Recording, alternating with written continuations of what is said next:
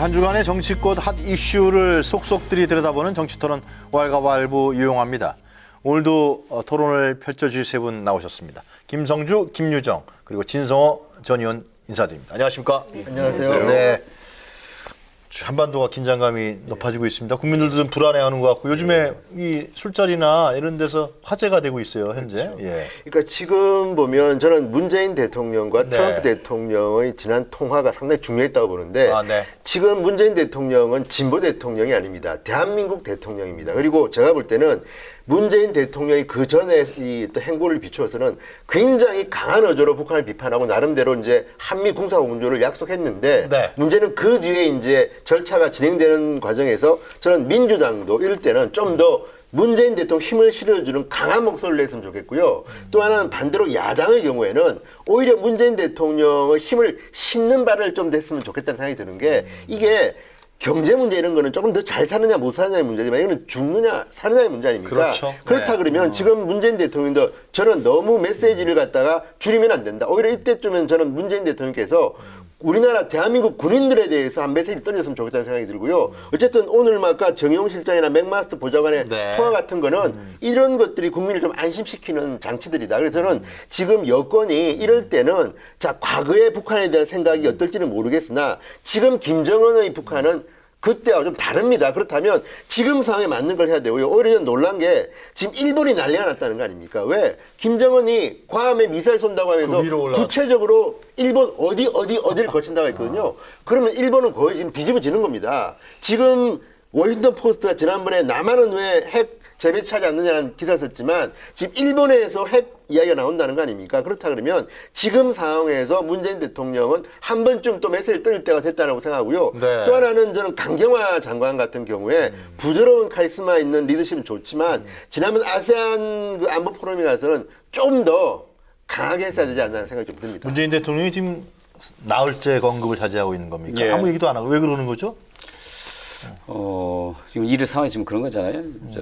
북하고 미국이 서로 주목을 보여주면서 힘 과시를 하다가 그것이 이제 서로 말의 전쟁 수준으로 간 거잖아요. 네. 근데 우리 대한민국 입장에서 국민들 입장에서는 미국과 북한이 서로 싸운다고 하는 건 바로 우리 생존의 문제거든요. 최대 피해자가 우리죠. 그러니까 북한이 미국의 힘의 무력 과시를 하거나 미국이 그거에 대한 보복 공격하게 되면 바로 한반도의 전쟁이거든요. 전쟁의 참화를 겪은 우리 입장에서는 어떻게 하면 평화 체제를 구축하냐가 중요한 것인데 문재인 대통령이나 저희 입장에서는 서로 간에 주먹을 흔들더라도 멱살은 잡지 못하게 해야 된다. 어떤 면에서는 양쪽의 자제를 요구하고 또 대화할 수 있는 여건을 만들어주는 것이 필요하다고 생각하는데 워낙 심하게 붙으니까 여기에 대해서 어떤 얘기하는 것이 둘의 말의 싸움을 더 가속화시키지 않을까라는 우려 때문에 약간 좀 관망하는 그런 입장이라고 저는 보입니다.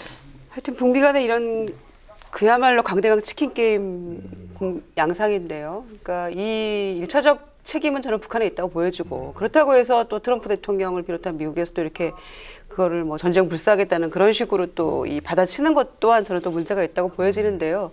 그 가운데에서 정말로 우리는 위기감을 느껴야 되고 아까 진 의원님 국민 불안하고 있다 이렇게 그 말씀하셨는데 그런 것에 비하면 그래야 할 것 같은 것에 비하면 국민들은 상당히 차분하게 지금 대응하고 있는 게 아닌가. 오히려 다수의 외국 언론들에서는 한국민이 이렇게까지 조금 차분하게 힘들어갈 수 있느냐 뭐 이런 반응까지 보이고 있잖아요. 그래서 또 거기에 대해서 한국에서 한 30년 살아보세요 뭐 이런 반응도 했다는데요. 그런 국민의 어떤 차분한 대응이나 뭐 사직이 없는 이런 모습에 비한다면 오히려 전 정부의 대응이 이런 위기 상황에서 조금 너무 좀 안이하게 대처하고 있는 게 아닌가 이런 생각이 드는 이유가요.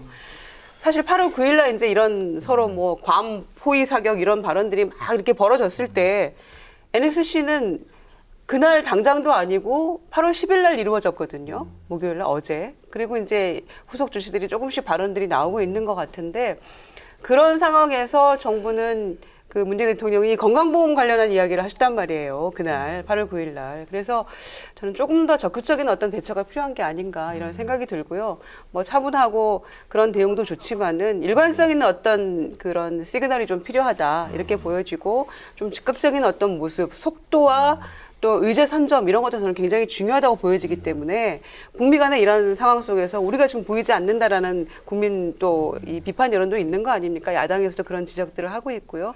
그런 점에서 운전석에 앉아보기도 전에 뭔가 우리는 보이지 않는 이런 그 모습은 결코 바람직하지 않다 이렇게 생각합니다. 저도 하나 덧붙이면 문재인 대통령이라는 이제 메신저가 있습니다. 가장 강력한 메신저인데 더불어서 저는 국방부 장관도 있고 뭐 네. 상당히 많은 분들이 있습니다. 그리고 이제 김영우 국방위원장, 바른정당 소속이긴 하지만 김영우 의원 같은 경우는 자유한국당의 전술핵 재배치에 대해서는 반대하는 입장을 밝혔습니다. 그러니까 네. 나름대로 대신에 이제 공격형 무기를 더 들어야 된다 뭐 이런 입장을 밝혔는데 저는 야당도 자 문재인 대통령을 향해서 좀 이렇게 압박을 하면 오히려 문재인 대통령이 편하게 미국에 대해서 우리 지금 분위기가 이렇다 좀 더 세게 하자라든지 말을 할 수가 있는데 지금 저는 국방부 장관이 너무 침묵하고 있는데 저는 안타깝고 네. 또 말고도 지금 민주당에도 국방이라든지 또는 안보라든지 이런 쪽에 담당한 의원들이 있습니다. 그럼 이런 네. 분들이 나름대로 어떤 메시지를 던져야 되는데 너무 안 하다 보니까 지금 야당에서는 그런 이야기 하지 않습니까? 아니 문재인 대통령은 이 남북 관계에 있어 가지고 운전석에 앉겠다고 했는데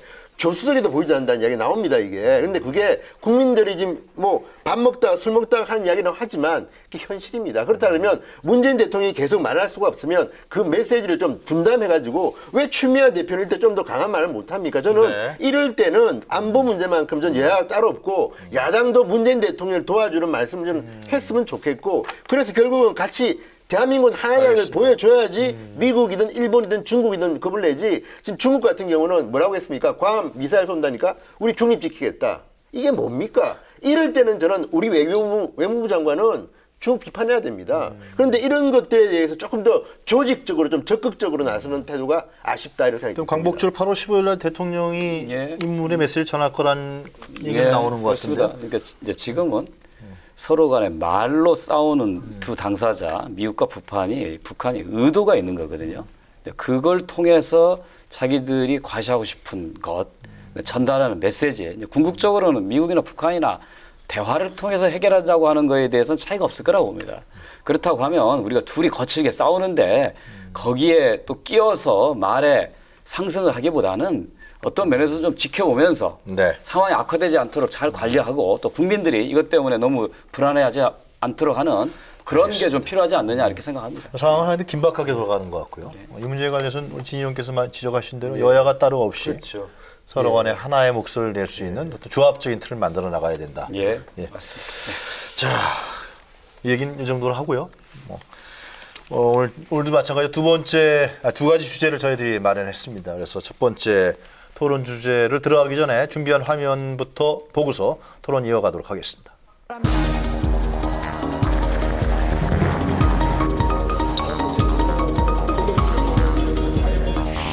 새 정부는 건강보험 하나로 큰 걱정 없이 치료받고 건강을 되찾을 수 있도록 건강보험의 보장성을 획기적으로 높이겠습니다. 국민의 건강을 지키는 나라다운 나라를 만들겠습니다.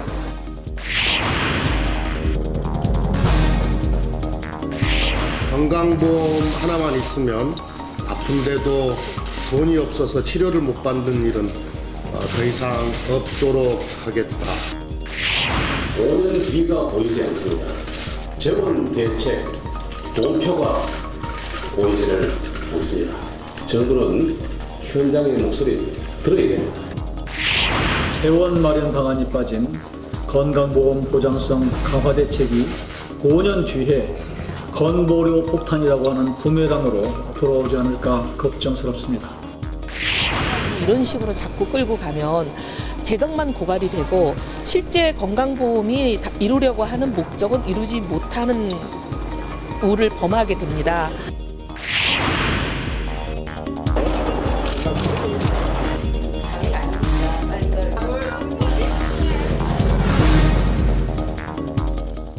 네, 왈가왈부 오늘의 첫 번째 주제는 병원비 걱정 없는 나라 다 돌린 문재인 케어 순항 하나입니다. 자, 하여튼 뭐 건강보험 문제를 결국 문재인 대통령이 종합적으로 발표를 했는데요. 이 부분에 대해서 뭐 국민들 여론도 있습니다만 정치권에서는 이 문제 갖고 상당히 논란이 되고 있는 예. 것 같아요. 결국 이것이 문재인 케어가 결국 메디 푸어에 대한 해결책이 되느냐, 예. 아니면 장밋빛 환상이냐. 어떻게 김성주 의원께서 먼저 설명을 좀 간단하게 예, 너무 길게 하지 마시고 네, 간단하게. 있습니다. 예. 그 우리나라 이제 의료 현실을 보면 우리나라는 비교적 의료 접근성도 아주 뛰어나고 의료 기술도 세계 최고 수준입니다. 네. 그런데 국민들이 의료비 부담 측면에서 보면 건강보험이라고 하는 국가가 운영하는 보험제도가 있음에도 불구하고 실제 병원에 가면 국민들이 직접 호주머니에서 지불해야 되는 비용이 많다면 이게 서로 이제 보험 적용이 안 되는 비급여거든요. 이걸 줄이지 않는 한은 국민들의 의료비 부담이 절대로 줄어들 수 없다라고 네. 하는 오랫동안의 그런 우리 국민들의 현실로부터 이걸 줄이기 위해서 갖고 있었던 모든 정책들이 안에 담은 겁니다. 그러니까 예. 쉽게 이야기하면 우리나라의 국민들의 의료비 부담은 쉽게 하면 10만 원의 의료비가 들면 그중에서 6만 원만 건강보험 담당하고 나머지 4만 원은 개인이 부담해야 되는 거거든요. 이거를 줄여서 10,000원 정도는 더 정부가 부담하겠다. 70%까지 올리겠다. 그렇죠. 그랬죠? 그게 목적입니다. 그런데 이렇게 놓고 보면 이제 시민단체 입장에서는 더 OECD 올려가지고. 평균 수준 80%까지 가야지 이게 겨우 뭐냐라는 얘기고, 근데 또 우리 야당에서는 거꾸로 그거 하려고 하는데 장밋빛 계획인데 그 돈이 어디서 나오냐 이렇게 뭐 양쪽에서 공격하는 건데 네. 현재 우리나라 현실에서 국민들의 의료비 부담을 최소화하는 상태에서 할 수 있는 최선의 방안이 저희는 우선은 5년 내에 70%라고 보고 그 다음 정부가 이어서 80% 90%까지 완벽한 의료 보장의 국가 나가는 게 저희들의 목표입니다. 실현 가능성 문제죠. 결국 재정 문제로. 그죠? 그렇죠. 그러니까 방금 말씀하신 대로 시민단체 말도 맞고요. 일면 또 야당의 걱정도 저는 동시에 정부에서는 고려해야 된다고 생각을 합니다. 그러니까 비급여 항목이 한 3,800가지가 되는데 그거를 대체로 좀 보장성을 강화하겠다는 거 아닙니까? 그런데 이제 이게 예산이 30조 6천억이 들어가는 그런 그 내용이란 말씀이죠. 네, 그러니까 문재인 케어에 대해서 5년간 30조 그렇죠. 투입을 30조 한다. 6천억. 예, 이런 그래서 거죠. 이제 결국은. 네. 야당들도 뭐 무턱대고 이게 뭐 틀리다 이런 얘기가 아니고요. 그 방향성은 맞죠. 그리고 국민의 이제 이 의료보험 체계와 관련돼서 부담을 덜어주는 방향으로 가야 되는 그 방향은 맞다고 보는 거죠. 다만 이 예산을 어떻게 할 것인가의 문제인데 지금 이제 5년 동안에는 뭐 여러 가지 뭐 계획도 설계가 되어 있다 이렇게 얘기합니다만은 그 중에서 30조 6천억인데 21조 정도의 지금 건강보험 누적금이 있다는 거 아닙니까? 거기에서 한 절반 정도를 갖다 쓰고 나머지는 또 이제 보험료 인상하는 그런 데로 네. 또 쓰겠다는 건데 이후가 문제인 거죠. 그러니까 2023년부터는 이제 자원이 다 고갈이 된다는 거고 그리고 그 의료보험 뭐 건강보험 인상 뭐 폭탄 이런 거는 없다 뭐 이렇게 이제 국민들의 우려가 나오니까 야당의 우려도 있고 하니까 대통령이 직접 또 설명을 하지 않았습니까? 이제 그런 부분에 대해서 그럼 5년 동안은 그 이후는 어떻게 할 것인가에 대한 설명도 잘 안 돼 있고요. 또 다른 문제는 뭐냐면 저희가 이제 국정 100대 과제 그 말씀하면서 저희가 논의를 할 때 178조 예산이 든다고 했는데 그럼 자 이 건강보험 이 보장성 강화하는 이 예산은 들어있느냐 안 들어있느냐라고 했을 때 정부 당국자들의 이 공무원들의 말이 엇갈리는 거예요. 어떤 사람은 이 공약 추진 재원에 들어있다라고 얘기하는 사람도 있고 아니다 전혀 이 보장성 높이는 예산 들어있지 않다라고 하니 이 공무원들의 얘기가 다른 겁니다. 그러니 국민들은 누구를 신뢰하면서 이 대통령의 말을 믿을 수 있는가 이런 문제가 있는 거고요. 그래서 한편으로는 이 문재인 정부 내에서 재정 지출 늘려가지고 보장성 강화해 놓고 후퇴할 수는 없는 것인데 나중에 그 이후에는 어떻게 할 것인가 이런 여전한 숙제들이 남게 되는 문제가 있는 거죠. 그 문재인 케어의 언더볼 투입 재정이 어떻게 됩니까? 예. 네. 이제 우선은 지금 현재 이제 건강보험의 흑자가 21조가 좀 누적이 돼 있어요. 네. 현재요? 그렇기 때문에 이제 보장성 높이는 쪽으로 쓸 수 있는 거죠. 네. 근데 과거에 이명박 정부나 박근혜 정부가 보장성 강화를 위해서 노력을 하지 않았어요. 네. 그런데 오히려 참여정부 때는 보장성이 가서 올라갔는데 그 후에 정치하거나 후퇴하는 경향이 있었는데 네. 돈만 쌓아놓고 실제로 국민들을 위해서 안 쓴 거죠.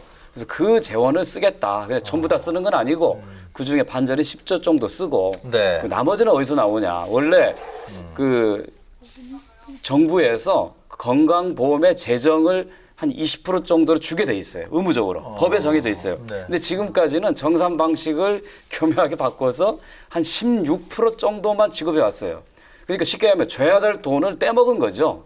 그 누적된 게 꽤 많아요. 그래서 매년 그것만 20%로 환원해도 한 1.6조 원 정도의 돈이 생기는 거니까 그걸 갖춰서 채우기 때문에 굳이 국민들이 추가적인 보험료 인상은 없다라는 게 저희들의 완벽한 재원 대책입니다.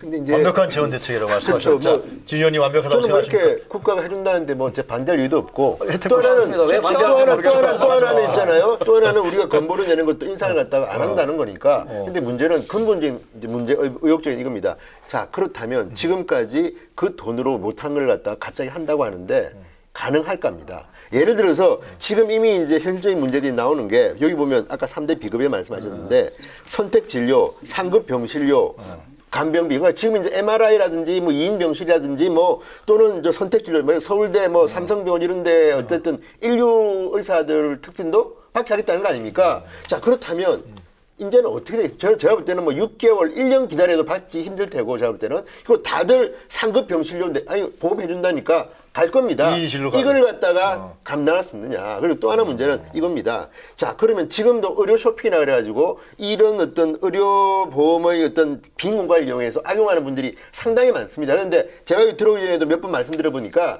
내가 우리 부부가 1년 아니 한 달에 뭐 근데 뭐 60만 원도 내고 그러는데 병원은 1년에 몇 번 안 간다. 그런데 그런 사람들이 볼 때는 누군가는 그 돈을 가지고 그렇게 악용하고 있다. 현실적으로 그러면 이게 문제 안 되겠습니까? 게다가 플러스 문제는 뭐냐면 지금 문재인 대통령 이 방안 자체는 저는 뭐 나쁘다고 보지 않습니다만 현실적으로 표준화의 문제가 있습니다. MRI 지금 찍으면 1류병원, 뭐 2류병원 또는 뭐 A병원, B병원에 따라서 값이 다른데 이제 표준화를 해야 됩니다. 의료보험을 하려면 그 문제 해결할 수 있는가? 또 하나는 이제 뭐 간병비 이런 거 하기 때문에 이제 하게 되는데 그러면 서비스 질은 지금처럼 유지되는가?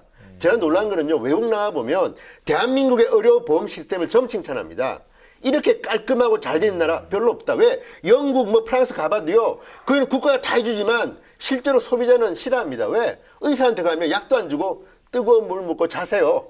그게 저도 가봤습니다. 영국에서. 근데 그게 뭐냐면 또 하나는 우수한 인재들이 의대를 안 갑니다. 왜? 저긴 가도 내 미래가 안 보인다.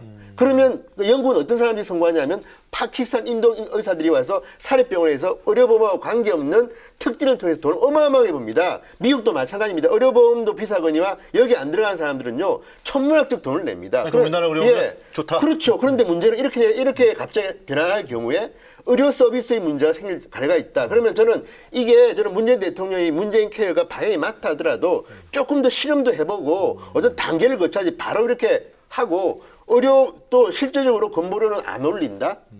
이게 저는 가능하기 쉽지 않다고 보는 게 아까 잠시 김 의원께서 말씀하셨지만 자 178조가 들은 문재인 대통령의 공약이 있습니다. 거기다 최근에 대통령이 한마디 할 때마다 얼마씩 늘어나느냐면요. 자, 이 의료보험 문제에서 30조 이야기 나왔죠. 자, 얼마 전에 기초연금 인상한다고 해서 21조 들어갑니다. 그 다음에 기초생활수급자 확대한다고 해서 9조 5천억 들어갑니다. 신고료 5, 6조 이거 보상하면 12조 들어간다고 합니다. 자, 이렇게 많은 돈이 계속 들어가고 있습니다. 이거 178조에 없던 돈들인데 어떻게 저는 감당할지 저는 여기에 대해서 야당이든 여당이든 간에 이제 정기국회가 열리면 꼼꼼하게 국회가 챙겨봐야 됩니다. 이게 실현 가능한가? 왜?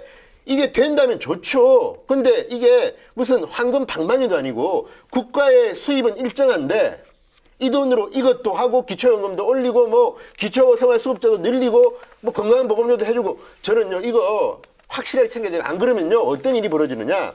지속 가능하지 않은 복지정책은요 미래 세대의 짐을 당기는 겁니다. 지금 그 통계학자들이 한 조사를 보면요. 알겠습니다. 예. 우리나라의 지금 고령화 인구가 계속 늘고 있습니다. 이분들은 계속해서 이제 의료 케어를 받아야 되는 분들인데 자, 그러면 2030년, 뭐 2050년 그때 어떻게 하려고 저는 이거요. 아니, 공무원 늘리는 것만 해도 지금 8조 든다는데 저는 이런 것들에 대해서 과연 지금 문재인 정부가 구체적으로 계산을 하고 있는 건지. 김성주님이 나름대로 전문성이 갖고 있다고 제가 알고 있는데 그렇습니다. 예, 그러니까 이렇게 생각해 보셔야 돼요. 그러니까 정치라고 하는 건 국민들을 위해서 하는 거잖아요. 그렇죠. 지금 우리나라 국민들의 의료비 부담 수준이 OECD 평균에 비해서 배 이상이에요. 그러니까 전체 의료비 중에서 국가가 담당하는 부분과 국민들이 담당하는 부분을 놓고 봤을 때 우리나라가 36.8%예요. 국민들의 부담이. 그러니까 40% 정도 되는 거죠. OECD 평균이 20%입니다. 프랑스 같은 나라는 7%밖에 안 돼요. 그러니까 아파서 병원에 가도 개인이 부담하는 게 10% 문면이라는 거예요. 그럼 어느 나라가 높냐? 멕시코 40.8%입니다. 네. 그리스 35%예요. 그러니까 국민들의 의료비 부담이 적은 나라가 선진국이라는 거죠. 이제 그런 목표를 위해서 보장성을 올려가야 되는데 한꺼번에 할 수 없으니 점진적으로 가자는 거죠. 이게 이제 63% 수준을 70%까지 올리려면 매년 1% 정도 가는데 어떤 방법으로 가냐? 우선 의학적인 비급여. 그러니까 이거는 의학적인 효과가 있는데 고가여서 보험적이 안 되겠다. 예를 들어서 MRI, 초음파 같은 거를 먼저 집어넣는 거죠. 그러니 무슨 문제 생기냐? MRI 남발할 수 있다는 거죠. 그렇죠. 그거 통제하는 거죠. 예를 들어서 불필요하게 이 병원에서 또 병원에서 하는 거는 막아야 그건 어떻게 되냐면 최근에 이 영상자료 공유 시스템이 개발이 완료돼서 A라는 병원에서 MRI를 40만 원 주고 했어요. B 병원에 가면 또 끊으라고 해요. 그거 없습니다, 이제. 그리고 그전에는 CED로 복사해서 가는데 전산상으로 교류하게 돼 있어서 국민들의 불편을 줄이는 쪽으로 갑니다. 그러면 네. 두 번 차라리 한 번만 하기 때문에 의료비 통제가 되는 거잖아요. 그다음에 아까 말씀하셨는데 소위 노인 요양병원의 장기 입원. 이건 문제 많습니다. 여기도 이렇게 쉽게 하면 많이 누수가 되거든요. 또 소위 얘기하는 교통사고 나이로운 환자들. 네. 이거 통제 같이 하는 겁니다. 그러니까 국민들의 부담을 최소화하고 그다음에 불필요하게 누수되는 것들을 막는 정책과 같이 가면서 보장료도 올라가는 것이지 무조건 선심 속으로 그럼 뭐 이거 다 해줄게 그런 정책이라는 존재하지 않는다는 거죠. 그런 면에서 문재인 그 케어는 상당히 정교하게 설계되어 있고 올해 수십 년 동안 많은 연구자들이 연구한 결과를 바탕으로 이루어졌다고 이렇게 하면서 믿고 좀 잘 좀 도와주시기 바랍니다. 제가 그 문제 좀 답하면 믿어달라고. 믿고 싶은데 문제는 그겁니다. 자, 아까 그 이 OECD 국가 평균의 2배라 그랬는데요. 자, 그러면 왜 하필이면 예를 들 때 멕시코, 그리스, 프랑스를 들었을까? 이것도 저는 이게 아마 복지부에서 낸 자료 같은데 복지부에서 낸 자료예요. 우리가 궁금한 나라는 따로 있습니다. 일본이라든지 미국이라든지 근데 왜 이렇게 프랑스, 그리스, 멕시코냐? 또 두 번째는 뭐냐면 OECD 평균 19.6%를 하셨는데 OECD 국가들은요. 세금 부담이 우리하고는 차이가 엄청나게 많습니다. 거기는 세금을 많이 내고 복지를 많이 누립니다. 근데 우리나라는 지금 그러면 정직하게 대한민국도 세금을 좀 올리고 또는 건보료를 올리고 의료 서비스를 더 높이는 거 하고 지금하고 똑같이 돈을 받고 올리는 거 또 들어보세요. 두 번째 선택과 집중인데요. 그럼 문재인 정부가 정말 내가 문재인 케어만은 해야겠다. 그렇지만 다른 분야는 조금 우리가 투자를 좀 줄이겠다. 왜냐하면 세금은 일정한 수입이 있는데 그 세금을 가지고 지금 투자를 하는 겁니다. 국가가. 근데 복지도 올리고 뭐 이것도 올리고 저것도 올리고 이거요 현실적으로 불가능할 때 어떻게 할 겁니까? 저는 이 문제를 지금 저는 뭐 이게 나쁘다는 거 아닙니다. 국민 입장에서는 아니 서비스 더 해주겠다는데 그런데 그게 과연 현실적으로 가능하냐는 거고요. 그렇죠. OECD 평균으로 가려면 자 아까 유차 말하지만 그거는 세금을 더 걷든지 건보료를 올리든지 그래야지 현실적으로 가능한 것이지 만약 이런 식으로 하게 되면요 누군가는 예컨대 뭐 지금 실손보험 이야기가 나옵니다. 예. 아니 국가가 실손보험 다 해주겠다는데 지금 실손보험사들은 논았네.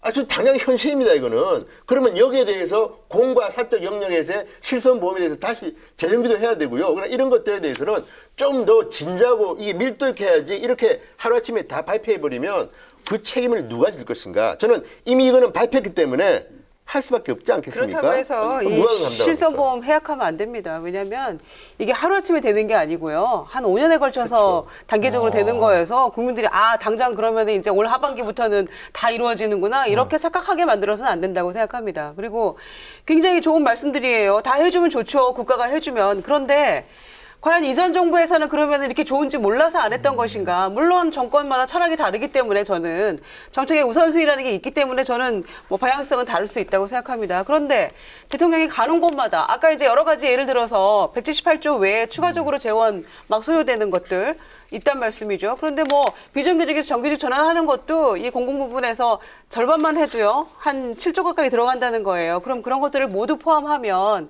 헬리콥터 정부냐 가는 곳마다 곡간 풀겠다고 얘기해놓고 정작 그러면은 그 돈은 어디서 나는 것이냐라는 문제에 봉착해서는 크게 할 말이 없는 거예요. 정부가. 그게 문제라는 거죠. 그래서 많은 분들이 좀 해보세요, 한번 좀. 네. 왜 국민들의 의료비 부담을 줄여주자고 하고 국민들의 복지 서비스 혜택을 늘리자고 하는데 왜 그게 문제인지 자꾸 비판하지 이해를 못하겠어요. 그게 굉장히 좋아요. 그런데 그 돈이 어디서 나느냐는 거죠. 그 재원 대책이 제대로 안 되어 있다는 거죠.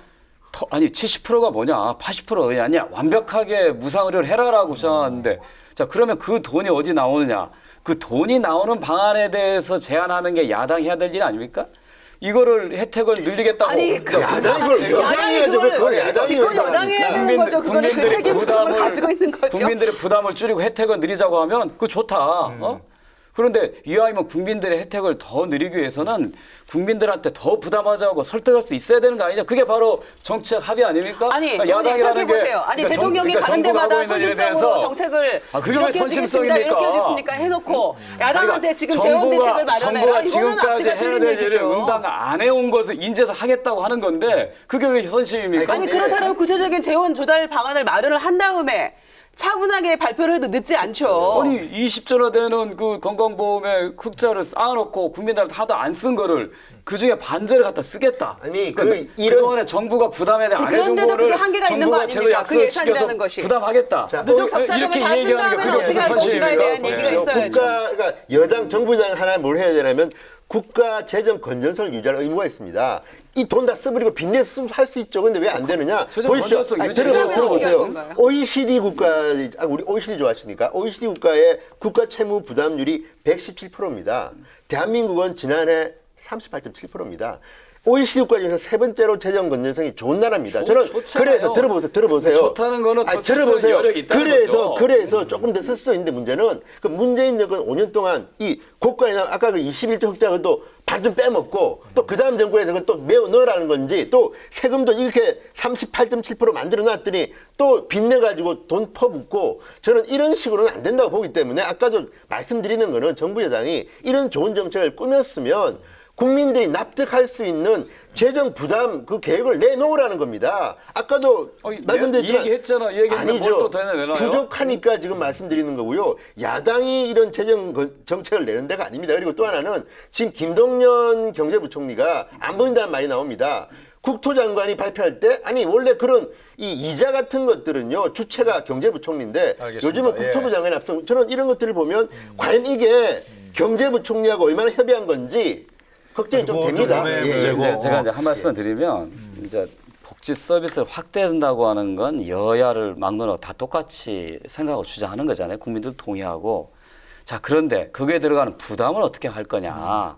이거에 대한 고민이 있는 거 아닙니까? 같이 고민하자. 여야. 그래서 그거는 이거예요. 지금까지 국민들은 내가 세금을 내왔는데 내 세금을 내기만 했지 나한테 돌아온 혜택이 없다. 근데 바로 이런 걸 통해서 혜택을 보여주면 좋다. 그럼 내가 70% 정도에 머무르게 됐는데 5년 끝나고 자, 난 80%까지 더 보장을 받고 싶다. 그러면 어떻게 해야 됩니까? 국가가 더 부담해 주든지 세금을 통해서 아니면 내가 더 보험료를 내서 부담한다고 하는 자발적인 동의가 있어야 되거든요. 그런 체험 효과를 이 5년 동안 하는 겁니다. 지금 우리나라의 건강보험료 부담 수준이 직장 가입자 기준으로 소득이 6.9%예요. 유럽은 다 2배 이상입니다. 그러니까요. 그래서 하는 이야기입니다. 그러니까 국민들한테 자, 그럼 우리는 70%에 80% 가자. 그러면 우리가 내 스스로 보험료를 더 내고 할 수밖에 없다고 보는데 다 한 가지 중요한 거는 자, 우리나라가 건강보험료 세대당 월 평균 한 10만 원 냅니다. 혜택을 한 18만 원씩 받아요. 그런데 소위 이제 실손보험, 민간보험은 세대당 보통 4개 정도 들어있고 월 30만 원 부담합니다. 즉 건강보험보다도 3배, 4배 더 부담을 해요. 민간보험한테. 근데 그거에 대한 혜택률은 80% 미만이에요. 그런 부분들을 차라리 건강보험 보험료로 더 내자고 해서 건강보험 하나로 완벽한 보장을 받자고 하는 운동을 과거 시민단체 했거든요. 그런 운동이 지금도 필요한 거죠. 저는 야당이 왜 혜택을 더 국민들 누리게 하는 왜 그걸 반대하느냐. 차라리 국민들한테 자, 우리 더 혜택 받기 위해서 이만큼 부담을 내리자고 하는 그런 주장을 먼저 야당이 해줬으면 좋겠다는 게 저희 생각이에요. 왜냐하면 정부 여당은 부담이 있잖아요. 국민들 돈 더 내라고 하는 게. 건강보험이 올린다고 하면 더 저항이 저는 오히려 크게 올 수도 있다 이렇게 생각하는데요. 그래서 정부가 국민에게 솔직해져야 된다고 생각하는 겁니다. 지금 이 민간보험 드는 것들을 오히려 건강보험 인상에 투입을 하면 훨씬 더 많은 혜택을 정부가 줄 수 있을 텐데 라고 말씀하시잖아요. 예. 그럼 그게 솔직하지 못한 거죠. 대통령은 뭐라고 하셨습니까? 기재부하고 충분히 협의를 해서 건전재정 유지하면서 또 10년 평균 인상률이 3% 이상 올리지 않고도 얼마든지 이거 할 수 있다라고 호언장담하셨거든요. 그때 5년 동안에는 가지고 5년 동안. 그러니까 그때 당시에 민간보험 각각 개개 국민들이 들고 있는 거를 이 건강보험 인상에 투입을 해서 이런 얘기는 전혀 없었단 말이에요. 그러나 국민들은 그거 생각 안 하고 아 우리가 부담 없이 굉장히 많은 혜택 받을 수 있구나라고 생각하고 있단 말이죠. 그러니까 정부가 솔직하게 얘기를 해야 된다는 겁니다. 이용호 저 그리고 국민의당 그 얘기를 그 책임을 왜 야당한테 지라고 하시는 건 전 이해 안 돼요. 그러니까 저도 왜 반대하냐는 거예요? 그거? 아니 아니, 반대하는 게 반대하는 게 아니라니까요. 아니죠. 야당이 반대하는 게 아니라 이게 지속 가능. 저는 그래서 이용호 국민의당 정책위원장이 참 네. 좋은 말씀하셨는데 이게 지속 가능하냐는 문제인데 이거요. 건보료 흑자 적립금 빼먹는 거 있잖아요. 이거는요 한계가 있습니다. 어차피 건보료 흑자는 이제 적자로 전환될 겁니다. 그러면 안 되죠. 그 다음에 국가가 수준의 전을 가서 계속 지원한다? 이게 지속 가능한 이야기입니까? 무슨 이야기냐면요. 이 정부의 정책은 문재인 정부 5년이 끝나도 계속돼야 되고요. 그 다음에도 돼야 되는데 이런 식으로 하게 되면 지금 말씀처럼 5, 6년은 갈 수 있을지 모르지만 이 흑자 네, 30조 빼먹고 하면 그 다음은 어떻게 할 겁니까? 그러니까 이런 식의 정책은요 정말 그게 굉장히 무책임하다. 정말 이해가 안 되는 말씀이신데 아니 뭐 이해가 국민들이 매년 경제 활동을 통해서 이익을 내고 세금을 내잖아요. 또 건강보험료도 매년 냅니다. 그렇죠. 근데 그 돈은 계속 쌓여갈 텐데 5년 동안 다 쓰고 나서 그 뒤에 어떻게 하냐는 그건 마치 다 고갈되는 것처럼 말씀하시는데 매년 내고 매년 그걸로 건강보험 보장을 받아요. 왜 자꾸 그렇게 말씀하십니까? 그럼 내기 한번 해볼래요? 저는 지금 이 정책 시행되자마자 저는 5년 내에 지금 이 30조보다 훨씬 더 많은 돈이 들 거라 봅니다. 왜냐하면 이거는 의사들이 이미 그 이야기 하고 있습니다. 자, 우리가 이런 계산할 때는 굉장히 보수적으로 해야 되는데 지금 이거는 물론 국민들한테 의료 서비스를 더 주겠다는 데서는 찬성은 하는데 지금 저희들이 알겠습니다. 반대하는 거는 실효성이 없는 재원 조달 방안 때문입니다. 그럼 5년 이 부분을 좀 분명히 하라는 거죠. 5년 뒤에 왈가왈부에 다시 한번 나오죠. 그때 얘기하기로 하고. 네, 그래서 이제 한마디만. 5년 그러니까 한마디. 그러니까 예. 자꾸 제가 여러 마디 좀 드리려고 그러는데 아니, 그러니까 그러니까 어차피 이 문제는 기원님 이게 국회에서 논의될 수밖에 없는 거 아니에요? 이런 그렇습니다. 토론이 결국은 국회에서 법 개정을 해야 되는 거죠. 그럼요. 예. 그건 어떻게 보세요? 아니 그 법 개정 과정에서 좀 야당이 현실적인 대책들을 같이 좀 내줬으면 좋겠고요. 뭐 예를 들어서 국민 세금이 투입될 수밖에 없다. 이 자유한국당 그 정책위 의장께서 말씀하셨는데 그러면 국민이 세금이 들어가는 건 문제고 국민이 호주머니에서 의료비 지불하는 건 문제가 없습니까? 저렇게 반문하고 좀 싶어요. 다르죠. 그거는 조세 형평성에서는 저는 그건 다르다고 봅니다. 왜냐하면 건보료는 내가 언젠가는 치료받아야 되기 때문에 보험 성격으로 내는 돈이고 세금은 그건 아닙니다. 모든 국민들이 다 내는 걸 갖다가 의료만 쓰라는 게 아니라 이 돈은 국방도 쓰고 다 써야 되는 돈이기 때문에 세금으로 의료보험을 지원하는 문제하고 건보료 올리는 건 다른 문제이기 때문에 그거는 분명히 해야 됩니다. 그러니까 왜 그러면 외국 선진국들은 의료 건보료가 보장하는 높을까요? 모델이 두 가지가 있는데 하나는 세금을 걷어서 국가가 의료 보장하는 유럽형이 있고 그다음에 독일이나 우리나라 일본처럼 자기가 보험들을 해서 하는 사회보험 형태가 있는데 그러면 모든 나라 세금으로 운영되는 의료보장 형태는 다 문제가 있다는 겁니까? 저는 아니요. 세금이라고 하는 거는 공정하게 부과되면 가난한 사람보다도 부자가 더 많이 부담을 하게 되면 형평성이 있는 거고 그걸 통해서 국민들이 개개인이 부담하는 것보다 훨씬 더 정의로운 거죠. 근데 왜 그걸 자꾸 세금으로 메워야 된다는 걸 반대한다는 걸 이해할 수 없다는 거고 또 이제 국민의당에서 그러면 결국은 수조 원의 재정을 투입할 수밖에 없지 않느냐.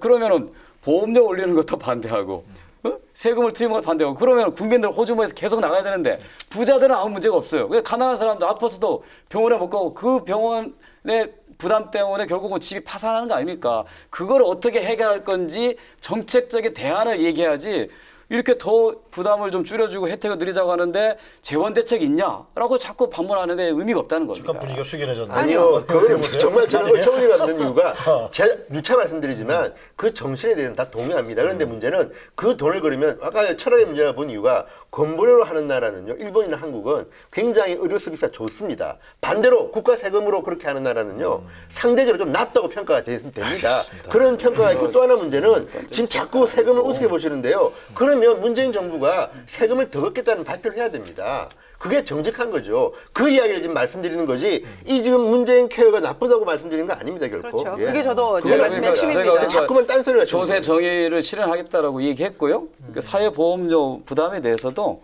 현재 다른 나라들에 비하면 적게 부담하는 게 사실이에요. 근데 우리나라는 뭐냐면 민간보험에 지출한 돈이 그보다 3배 더 많다는 거예요. 그래요, 예. 이거를 어떻게 그러니까 건강보험의 보장성이 드러나면 민간보험에 지출하는 비용이 줄어들잖아요. 그다음 병원에 가서 보험을 2개를 들었는데 불구하고 또 개인 호주머니에 내야 되는 게 줄어준다면 전체적인 국민들 의료비가 줄어드는 거고 그런 방향으로 가야 되는 겁니다. 그런 방향으로 갈 수 있도록 야당도 적극적으로 협조하고 좋은 대안을 만들어주는 거. 그래서 궁극적으로 국민들 의료비 부담을 알겠습니다. 줄이는 완벽한 의료보장 국가가 가능했다고 봅니다. 별도로 이렇게 그 집에서 예. 안보험이 그런 거 다 들었죠. 저도 3개 들었고. 3개 들었어요. 몇십만 원 하는데 그게 실제로 입원하거나 무슨 수술하지 않으면 쓸 경우가 없거든요. 근데 그런데 국민들 호주머니 돈이 빠져가지 않습니까? 그것도 통제해야 됩니다. 통제요? 예. 통제 문제는 아닌 것 같고 그죠?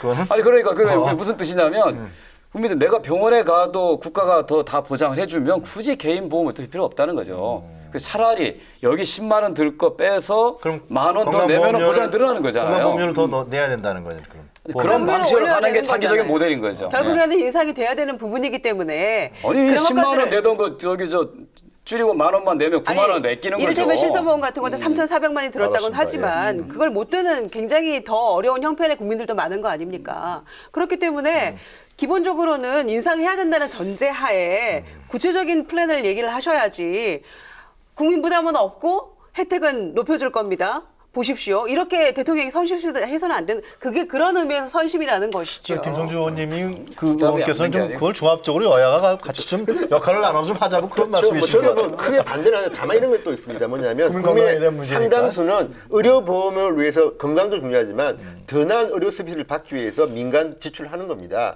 그런 부분까지도 우리가 무시하기는 어려운데 알겠습니다. 문제는 그것까지 해주겠다니까 뭐 고맙기는 하지만 현실적으로 가능할까 하는지 문제를 저도 이 예. 발표 들었을 때, 야, 그럼 나도 나이 먹었을 때 괜찮겠네? 뭐 그런 생각은 다 들었어요. 근데 이게 과연 이제 어떻게 현실적으로 추진해 나가느냐. 특히 정기국회에서 이 문제는 많이 다뤄질 것 같아요. 그죠? 예, 충분히 국회 내에서 토론해서 좋은 또 정책으로 이 분야는 또 만들 수 김성주 있겠습니다. 의원이 전문 분야니까. 예, 많은 뭐 역할을 좀 오랫동안 이 문제에 해주시고. 관심을 가져왔고요. 네. 유일한 관심 어떻든 간에 어떻게든 그 국민들 의료 부담 줄일 것인가 그게 저희들 최대 관심. 근데 재정 문제가 현실적으로 이거 어떻게 추진할 거냐 또 과제인 것 같아요. 좋은 해법들이 있을 거라고 봅니다. 알겠습니다. 하시는 말씀마다 다 좋은 얘기는 하시는데요. 결국에는 재정 문제인 것 같아요. 그렇습니다. 그 부분에 예. 대해서 좀 솔직해지는 겁니다. 네. 아니, 솔직하게 얘기합니다 국민들한테. 예. 안 솔직하시니까 문제죠. 실손보험은 그만하고 그걸 건강보험 올리자. 그 주장하시는 거지. 김성주 그건 의원님. 문제도 아니 해결해야 그거는 될 국민들의 것 같아요. 선택이죠. 아. 그렇습니다. 예, 그거는. 선택이지만 마치 당연한 것처럼 당위성을 가지고 그게 예를 들어서 말씀하셨잖아요. 지금 그거는. 나식 수술이나 도수 치료 이런 게 사실은 비급여에서 굉장히 비중이 크거든요. 또는 임플란트나 이거는 완전 급여한다는 건 불가능합니다. 비용도 안 많이 하고 들고. 있잖아요. 뭐 그런 얘기를 입원해서 하는 건 대항되는 거니까 그런 부분들이 민간 보험이 담당해야 될 영역인 것이죠. 공적 보험이 아니에요. 그러나 일반적으로 의학적으로 모든 사람이 올 수 있는 질병에 대해서는 그 병이 어떤 거든지 간에 국가가 보장하는 게 맞습니다. 알겠습니다. 예, 하여튼 이 문제도 이번 정기국회에서 상당히 논의가 될 것 같고요. 국민들 입장에 봤을 때도 이게 재정 문제라든가 이런 거 어떻게 법 문재인 개정과 정부가 재정이 필요한 어떻게 해결할 부분이라서. 건가 관심 갖게 쳐다볼 수밖에 없을 것 같아요. 자, 첫 번째 주제는 이 정도에서 논의를 정리하고요. 우리 두 번째 주제로 들어가기 전에 준비된 자료 화면부터 보도록 하겠습니다.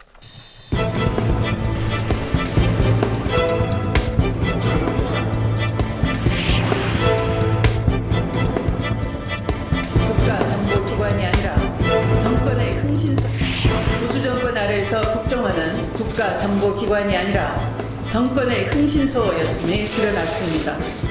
이 사건 배후에는 당시 청와대가 있다는 것은 주지의 사실입니다.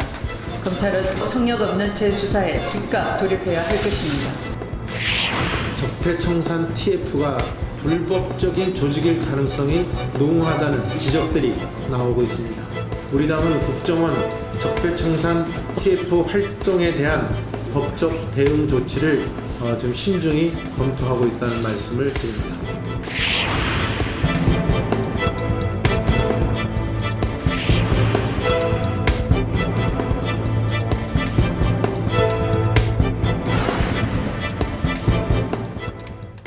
네, 왈가왈부 두 번째 주제는요. 아주 예민한 문제입니다. 정치적으로. 국정원 적폐정산 TF 칼끝은 어디로 향하고 있나 이런 문제인데요. 지금 하여튼 이 국정원의 정치개혁 의혹을 조사하는 적폐정산 TF가 여러 가지 지금 내용을 발표하고 있습니다. 그래서 이 문제가 댓글 부대 문제인데 이것이 정치적인 보복이다. 아니면 정치적으로 이건 해결해야 될 문제다. 이런 지금 얘기가 나오고 있습니다. 자, 이 문제는 어느 분이 먼저 얘기하시겠습니까? 일단 우리 사회에서 네. 꼭 청산해야 될 잘못된 것들을 묻는다면 정권이 국가 안보를 위해서가 아니라 정권 안보를 위해서 국가 공권력을 동원하는 것, 이거라고 저는 생각합니다. 누구나 권력을 잡게 되면 그걸 유지하기 위해서 그런 유혹에 빠질 수밖에 없어요. 그러나 그게 바로 우리 과거에 비극을 만들었던 거잖아요. 네. 이번에는 청산하자는 겁니다. 근데 그거는 잘못된 거에 대해서 햇빛을 비추고 이거를 고치는 일을 하자는 것이지, 그것이 어떻게 정치 보복일 수 있느냐. 범죄는 정확하게 드러내고 그리고 책임 있는 사람을 처벌해야 다시는 그와 같은 범죄가 안 생기는 거거든요. 그런 차원에서 국정원 적폐청산 TF가 가동이 되고 있다, 이렇게 말씀드립니다. 보복은 아닙니다. 그죠? 어떻게 보십니까? 근데 저는 좀 이해가 네. 안 가는 게 있겠습니다. 뭐냐면 보복인 자, 것 같으세요? 아니 보복 가능성이 있죠. 왜냐하면 예. 보십시오. 이 정부 부처들이 많습니다.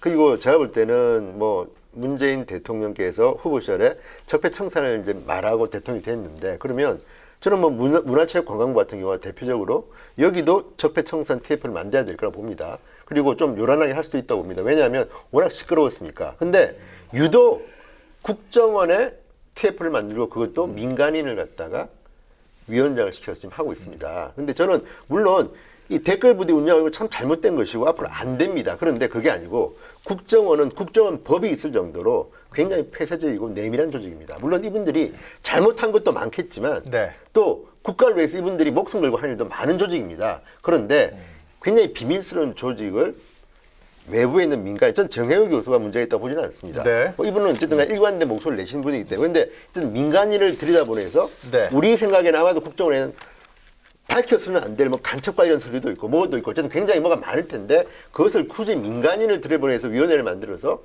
조사를 시키고, 또 그것도 이 댓글 이거는 그날 제가 기억에 지난주 목요일 밤으로 아는데 갑자기 목요일 밤에 무슨 대단한 것도 아닌데 기자회견을 해서 발표를 했을 겁니다. 그리고 그때 3,500명을 갖다 운영했다, 뭐 그렇게 했는데 그 뒤에 3,500명이 아니라 아이디가 3,500개였다로 또 바꾸었습니다. 이렇게 사실관계도 좀 잘 틀리는데 그날 밤 그렇게 급하게 민간인 위원장이 기자들한테 대화를 했어야 되나, 걱정이 좀 되는 거죠. 왜냐하면 저는 이런 문제가 있다면 당연히 국정원장, 서훈 국정원장은 문재인 대통령의 신복 중에 신복입니다. 그러면 이런 분이 왔으면 국정원 과거에 잘못한 거 바꿔야 됩니다. 그리고 국정원 직원 중에서도 잘못한 사람 있으면 인사 조치하고, 더 심한 사람은 검찰에 뭐 이렇게 고소도 하고 할 수 있습니다. 그런데 문제는 그게 아니라 왜 특별히 국정원만 적폐청산 TF를 만들고 민간인을 들어보내서 이렇게 급하게 발표를 하고 하느냐는 겁니다. 국정원 내부에서 해결할 예. 문제를 왜 자꾸만 외부로 그리고 돌리느냐, 또 하나 이거는 그런 거예요? 정우택 원내대표 이야기했지만 실정법에 위반될 가능성이 좀 있습니다. 왜냐하면 국정원법이라는 걸 만든 이유는 국정원에 대해서는 법적으로 조금 상당히 많은 이 자무실을 채워놨습니다. 그런데 이렇게 하는 것이 만약에 온당한 건지, 저는 여기에 대해서 근본적으로 조금 너무 이상한 행동이 아닌가 이런 생각이 좀 듭니다. 저는. 보통 우리가 국가정보원 뭐 이렇게 하면 영화 007 시리즈를 상상하면서 굉장히 근사한 그런 모습들을 떠올리게 되잖아요. 그런데 국정원이 이 선거에서 이기기 위해서 댓글 부대를 3,500명을 동원을 해가지고 민간인을 댓글을 달았다, 정권에 반대하는 사람들에게 족쇄를 채우고 또 뭔가 이 여론을 조작하는 그런 걸 했다라고 상상했을 때 국민들의 이 좌절과 분노는 저는 이루 말할 수 없다고 생각합니다. 그런 점에서는 굉장히 이 국정원 적폐청산 TF가 잘하고 있다고 생각을 하고요. 그런 그래요? 점에서 이거는 정말 진실이 무엇인지를 저는 파헤쳐야 된다고 생각을 합니다. 왜냐? 네.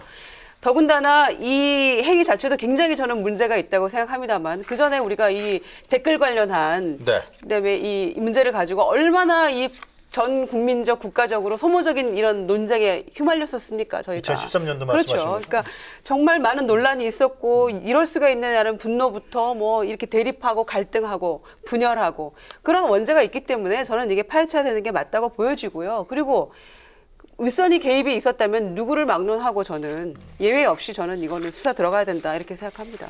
이 점에 대해서는 진성 당연하죠. 저는 반대하시는 건 아니죠? 아니요. 수사를 하고 제가 말씀드리는 거는 국정이라는 조직을 갖다가 왜 민간인을 중심으로 한 TF팀을 만들어서 하느냐. 또 하나는 의도가 있는 거다. 3,500명 의도 있을 가능성이 있죠. 그리고 또 하나는 3,500명이 아니라 3,500개 아이디입니다. 숫자는 모릅니다. 그리고 만약에 한 달에 뭐 2억 5천인데 3,500명을 갖다가 이렇게 2억으로 일을 시킬 수가 있습니까? 근데 이런 것들이 저는 정말 있어도 안 되고 정말 말도 안 되는 일을 저질렀기 때문에 이분들은 법적 처벌받아야 됩니다. 이미 원세훈 원장은 법적 지금 심판대에 올라 있는데 네. 문제는 1심과 2심이 판결이 좀 달랐는데 대법원에서 2심 판결이 과하다. 네. 그래서 돌려보낸 겁니다. 지금. 파기환송심하고. 그러면 원세훈 원장도요. 잘못했으면 법에 따라 처벌받는 건 당연한데 문제는 법원의 판결에 우선해서 이렇게 민간인 위원장이 공표하는 게 옳으냐는 거고요. 문제는 이것도 저는 만약에 검찰이 증거 자료가 되면 하는 거죠. 뭐 어떻게 하겠습니까? 근데 이런 거에 대해서는 거부하는 게 아니라 국정원에서만 이렇게 특별하게 하는 것 자체가 조금 그렇다.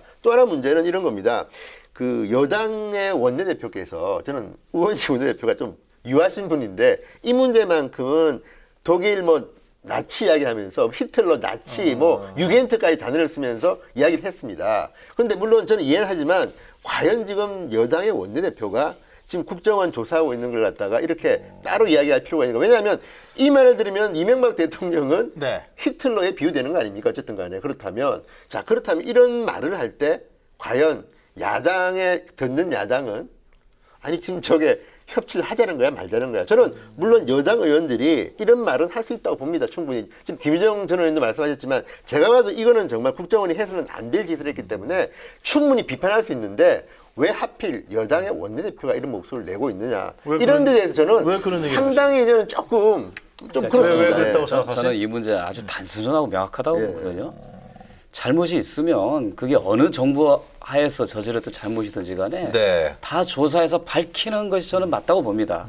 얼마 전에 독일에서 나왔던가요? 과거에 그 반유태인 범죄를 저질렀던 90살 넘은 노인에 대해서 계속 수감을 해야 되냐 마냐 하는 데서 수감해야 된다고 얘기하는 거잖아요. 어떻게 보면 이게 인권적 가치에 어긋난다고 볼 수 있지만 반국가적인 범죄, 반인륜적 범죄는 끝까지 추적해서 청산해야 다시는 그와 같은 일이 재발이 안 되는 겁니다. 네. 저는 일부 야당 내 소위 그 친 이명박계라고 하시는 분들이 이거 하는 게 정치적 의도가 있는 게 아니냐라고 하면 그러면 묻어두고 가자는 것이냐라는 게 똑같은 거거든요. 오히려 그런 것보다는 과거에 우리가 그런 잘못이 있었지만 우리 스스로도 그게 잘못됐다 생각한다.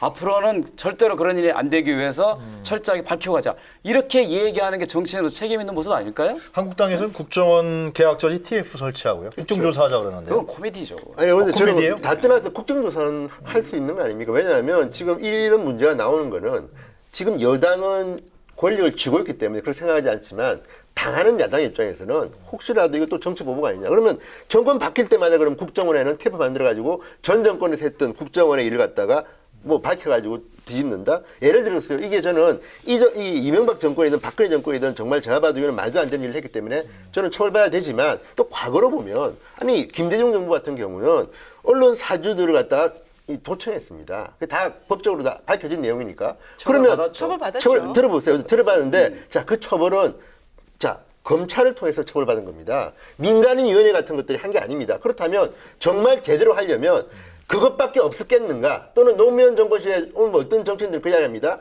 야당 정치를 사찰한 적 있지 않냐? 이건 뭐 확인이 안 된 거기 때문에 의혹이지만 이런 것도 지금 한번 밝혀보자. 저는요, 과거 미래를 위해서는 저는 이런 이야기 나오는데 그렇다면 때도 같이 하자. 왜냐하면 진보든 보수든 간에 국정원이 정권을 위해서 이렇게 해서는 안 되려 했다면 이것도 지금 조사하자면 할 수 있는 거 아니겠습니까? 저는 이런 거는 국회가 그러면 같이 공평하게 국정조사 하는 거 저는 나쁘지 않다고 보는데 여기에 대해서 굳이 왜 반발하는지도 모르겠고 다만 저는 야당 같은 경우는요. 저는 왜 이런 말씀하냐면 권력을 쥐었을 때와 뺏길 때 그 차이가 굉장히 큽니다. 그렇다면 야당은 당연히 반발할 수도 있는 것이고 자 지금 저분들이 국정을 통해서 다시 우리를 압박할지도 모르겠다. 왜? 말은 국정원이 앞으로는 이제 정치 관여 안 하고 했다고 하지만 관여할지도 모른다는 의혹이 언제나 있습니다. 정치인들은. 그렇기 때문에 조금 더 투명하게 하자는 건데 한번 해보시죠. 뭐 저는 어쨌든 그럼에도 불구하고 MB 정권 때 저질렀던 이 일은요.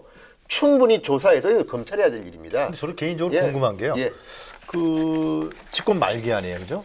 이명박 대통령 집권 말기인데 왜 그 국정원장을 통해서 누가 지시했는지 밝히지 않았지만 하여튼 국정원장이 왜 그 선거 때 이렇게 댓글 부대를 운영했는지 직권 발기인데 왜 그게 박근혜 정부의 탄생을 그게 일조하기 모두가 위해서 궁금한 했겠죠. 거죠. 그래서 이제 뭐 정의당 같은 경우에는 네. 박근혜 정권 탄생과 무슨 연관이 있느냐 뭐 이렇게 문제 제기도 하고 있습니다만 뭐 그런 차원에서는 국정조사도 한편으로 일리 있다고 저는 생각합니다. 그런데 이제 문제는 뭐 그 이명박 대통령을 포함한 뭐 그 의심받고 있는 당사자 쪽에서는 네. 일단은 좀 사태 추이를 보겠다 뭐 이렇게 나오고 있는 거 아닙니까? 당분간은 가만히 있겠다 보겠다 이렇게 얘기하고 있는데 정도환 전 의원이 재밌는 얘기를 하셨더만요. 오늘 뭐 가만 안 있으면 어떡할 건데 뭐 이런 식의 얘기를 했더라고요. 그러니까 할 말이 없을 거다. 아마 보고가 됐을 거다. 이제 이런 뭐 추측성 발언이라고 해야 될지 아니면 뭔가 확신을 가지고 얘기를 하시는지 모르겠는데요. 그래서 그런 점에 있어서는 저는 정권을 떠나서 밝혀져야 할 진실은 밝혀지는 게 맞다고 보여지고요. 또 응당 거기에 대해서 책임이 있다면 책임지는 것도 저는 뭐 정권이 지나갔습니다마는 정치인으로서 또 국가의 리더였던 분들이기 때문에 저는 책임질 일은 책임져야 되는 자세가 필요하다 이렇게 보여집니다. 그게 이 국정원 궁극적인 목적은 국내 정치 개입을 방지하자는 그렇습니다. 그런 거 아닙니까? 그겁니다. 저는 바로 그겁니다. 반드시 필요한 절차라고 생각합니다. 그러니까 이종은 두 분이 당했죠. 그렇습니다. 그러니까 지금 이제 어. 국정농단 사태로 대통령이 탄핵이 되고 새로운 정부가 탄생했지 않습니까? 그 중에 대표적인 국정농단 사건인 블랙리스트 사건은 처벌을 받았잖아요. 비서실장이나 저 정무수석까지. 그리고 삼성 합병에 대한 부분은 대통령이 뇌물죄로 그다음에 이재용 씨가 재판을 받고 있지 않습니까? 네.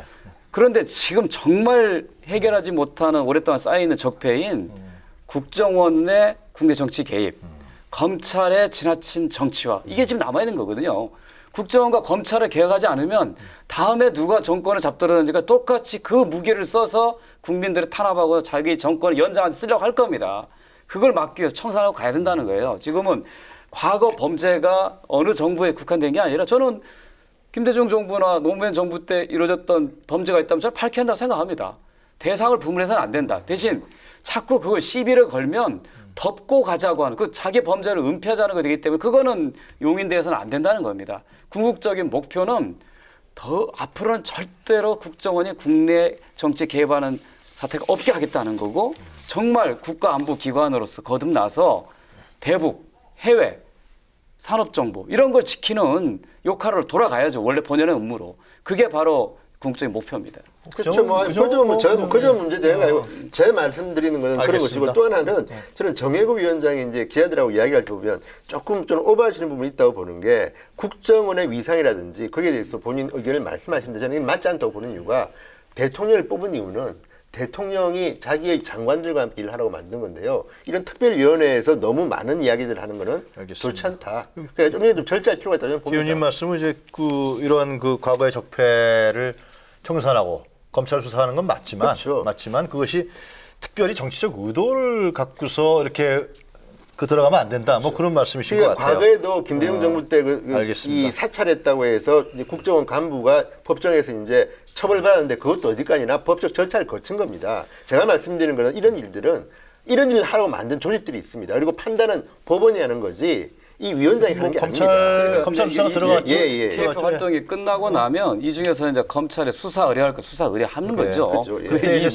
민간인 TF가 수사권 있는 것도 아닌데 그런 능력이나 권한이 있는 것도 아닙니다. 어찌됐건 저는 이제 검찰총장이 최근에 과거사 문제에 대해서 처음으로 국민한테 사죄를 했잖아요. 그런 부분이나 또 국정원이 궁극적으로는 저는 개혁이 돼야 된다고 생각합니다. 국내정치 개입 금지랄지 이런 부분들에서 권력기관이 국민의 신뢰를 회복하는 방향으로 가는 데 있어서 노력들을 하고 있는 과정이기 때문에 좀 제발 좀 이번에 좀 잘 됐으면 좋겠습니다. 알겠습니다. 자, 두 가지 주제 다 얘기했습니다. 이제 준비하신 사진 한 컷을 간단하게 얘기하고 우리 정리할 시간이 되는데요. 우리 김성주 의원께서 누구신가요? 예, 이건 아마 가습기 살균 피해자이신 것 같은데요. 예, 근데 저희가 문재인 케어라고 이름 붙인 것은 그만큼 이 정부의 어떻게 보면 명예를 걸고 완벽한 의료 보장 국가로 가기 위한 성모병원에 대통령이 간 장면이에요. 예, 그 첫 출발이라고 생각하고요. 오바마 케어는 사실은 야당이 공화당의 반대로 누더기가 됐거든요.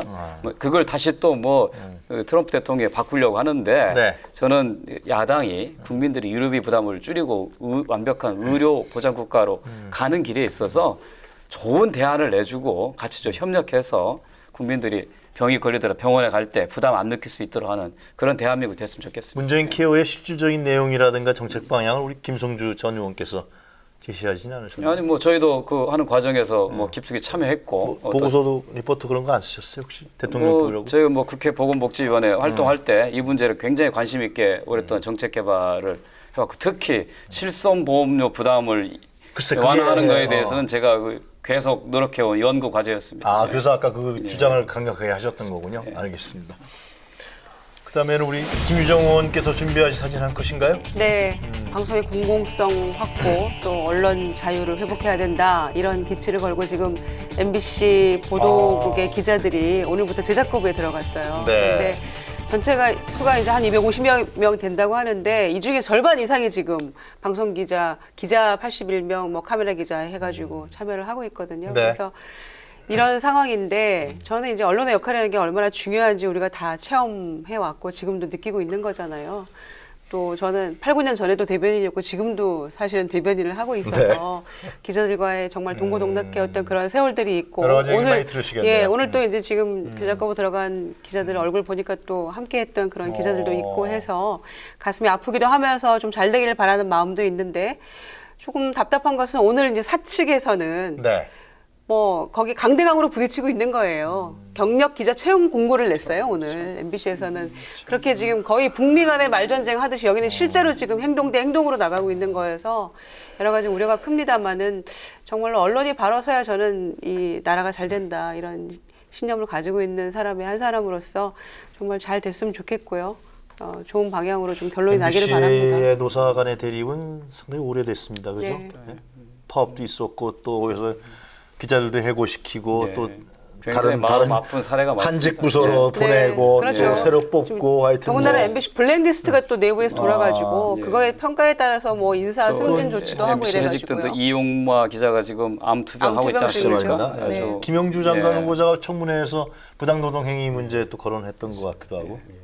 진 의원님은 뭐 아니 저는 뭐 MBC 하면 예. MBC는 정말 참 뭐. 재밌다고 하긴 그렇지만 예. 과거에도 그 80년대, 90년대에도 MBC 기자들은 참 파업을 많이 했습니다. 그러니까 그 전통이 참 시간이 그런데도 참 바뀌지 않는다는 생각이 좀 안타깝긴 하네요. 자, 특허인 여기까지 하고요. 네, 잘 해결돼서 하여튼 원만한 합의점이 나오길 바라고요. 우리 진 의원님 준비하신 사진 한 컷. 네. 저 시위는 이제 청와대 인근 효자동에서 벌어지는 시위 중에 하나입니다. 그런데 제가 저를 고른 이유가 뭐냐면 지금 문재인 대통령에 대한 이제 희망도 많고 요구하는 게 참 많긴 합니다. 그런데 문제는 청와대가 이제 그 주변을 개방하고 난 뒤에 청운동, 효자동 주민들이 지금 이제 뿔이 난 겁니다. 네. 그래서 최근에는 이 주민들이 붙인 플랜카드나 이런 것들이 막 이제 생기기 시작했습니다. 왜? 자, 저런 집회에 대해서 피해 사례를 모집하겠다. 네. 왜냐하면요, 저 주변이 학교만 해도 뭐 청운중학교, 청운초등학교, 청운중학교, 경복고등학교 한 6, 7개가 되고 특히 중요한 거는 한국맹학교, 한국농학교, 종로장애인 복지관이 있습니다. 그런데 특히 이제 맹학교 같은 경우는 이 청각 이 교육이 굉장히 중요하거든요. 그런데 지금 저렇게 요즘은 하루에 저 효자동 주민센터 근처에서만 30여 회의 시위가 있다고 합니다. 그리고 대개의 경우에 이제 뭐 확성기 막 노래도 부르고 하다 보니까 주민들이 이제 참다 못해서 촛불 시위 때까지 그래도 참았다. 이제는 대통령도 새로 뽑히고 정상화돼야 되는 거 아니냐. 저는 저게요.